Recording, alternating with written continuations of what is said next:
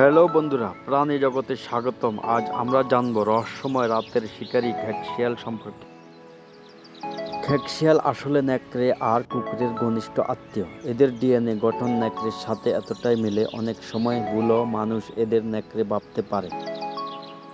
এই প্রাণীর সবচেয়ে আশ্চর্য দিক হলো এক জোড়া ঘ্যাঁকশিয়াল আজীবন সঙ্গী হয়ে থাকে, একসাথে শিকার করে, একসাথে বাচ্চা লালন করে।